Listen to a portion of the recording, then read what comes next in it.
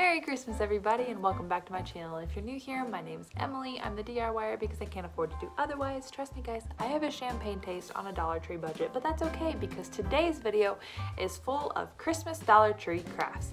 Now I know that most people are probably already done crafting for the year and you've moved on to gifts. Trust me, I'm working on my gifts too, but it takes me this long to get all of my crafts finished because I'm a mom. And so I figured I'd go ahead and post these because I know the Christmas aisles will be going on clearance any day now. So maybe you can keep your eye out for a few of these things so that you can work on them for next year. But I really love how all of these turned out. They're finally up in my house and my house is finally done for this year. At least I think it is. I'm not doing anything else. I'll probably think, oh, I should have done that later, but I'm done, guys, I promise. So stick around because this is going to be a very good video and I'll see y'all at the end. Now yes, I did do all new ornaments in my living room, and I put my old ornaments in the tree in my bedroom, but they still needed something new in there as well. So I wanted to add mercury glass ornaments.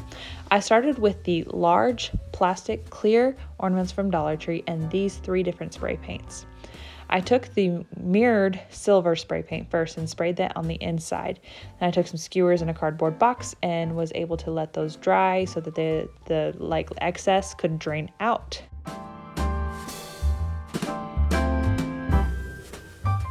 Then I took some vinegar, just pure vinegar, and sprayed that on the inside a few times.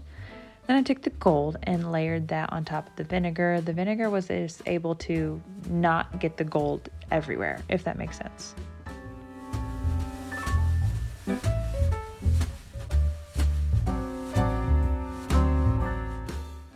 Sorry for the bad camera angle here, but after that I just layered the gold, the silver, and the black hammered until I was happy with the end result.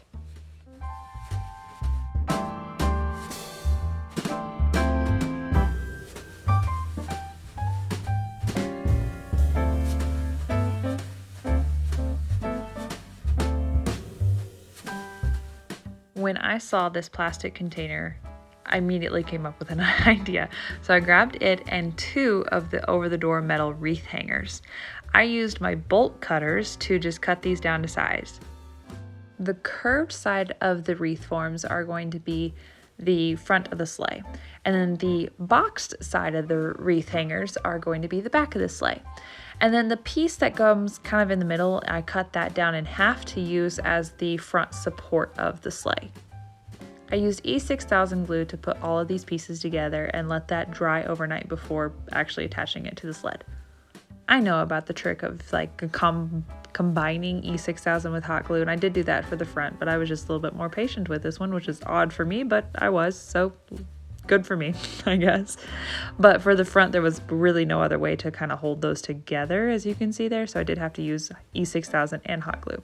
Then I used my hammered black spray paint to give it 2 coats of just the black. Used Rub and Buff on the bottom and then pretty much painted it back to the same color, but just gave it more of an antique-y look than it was before. I used red acrylic paint and just dabbed it on with a paintbrush all around the top part of the sleigh. And I think that this could be used both for like displaying a really pretty gift and then the person can use it to display afterwards, or you can just be like me and be selfish and put your extra ornaments in there and put it with a reindeer and voila, it's super cute. I love it.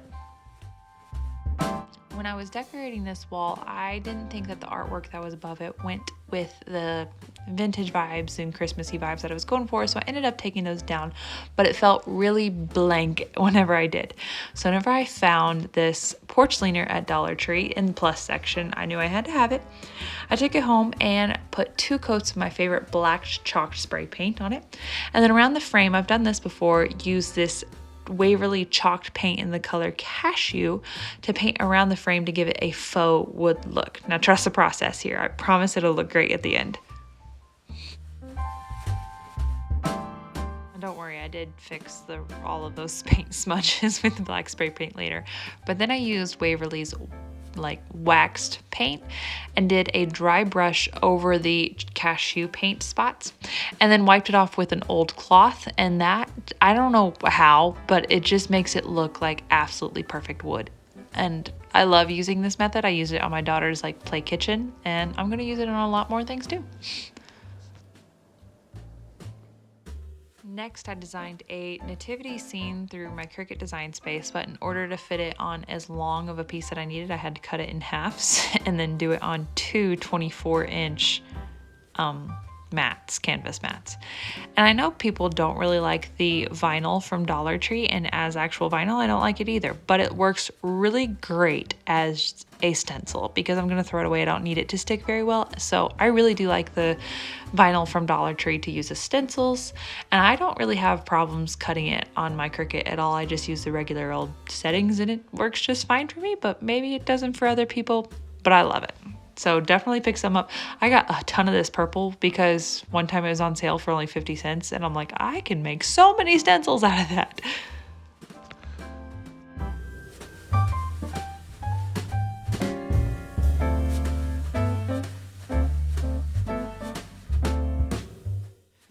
I used gold acrylic paint and a big old fat brush and dabbed it on there too because I really like the dabbed look more than like the paintbrushy stroke look. I just think it looks cool.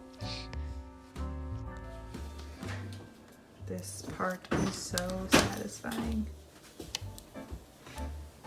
Peeling off the tape. Yes. Just look at that.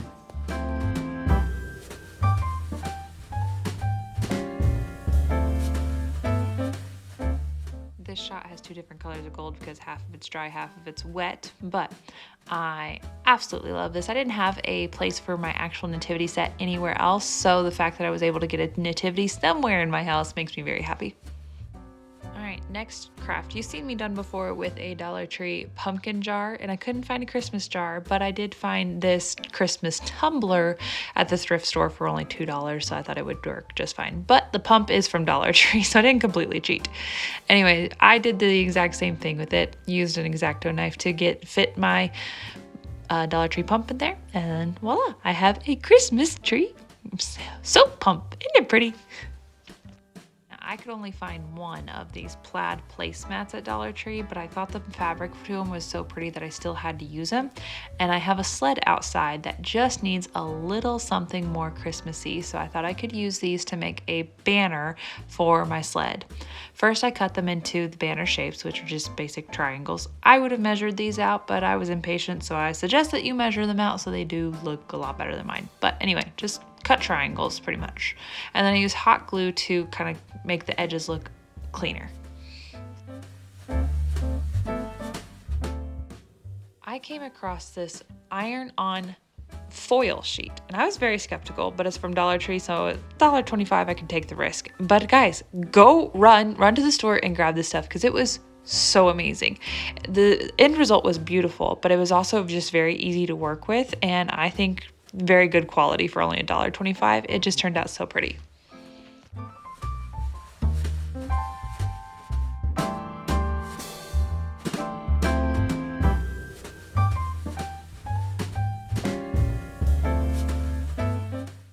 Next use that I found for these Dollar Tree placemats was to make pillows out of them.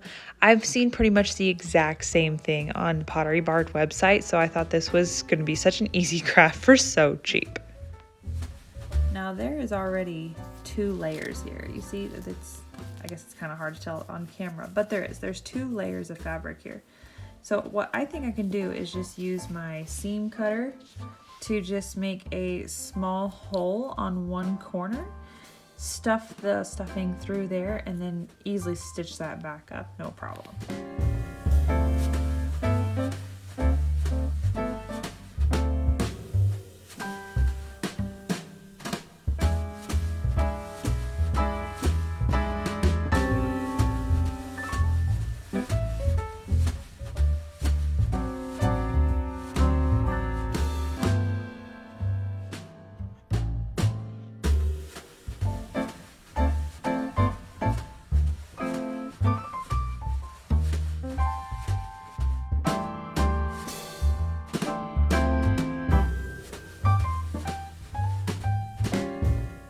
And the last craft from today is to take the faux pine from the Dollar Tree floral section, but put those into a vase by themselves. They look kind of boring. So what I did is go into my backyard and find a stick. And I just hot glued the pine pieces to the stick and made it look a lot more high-end and elevated.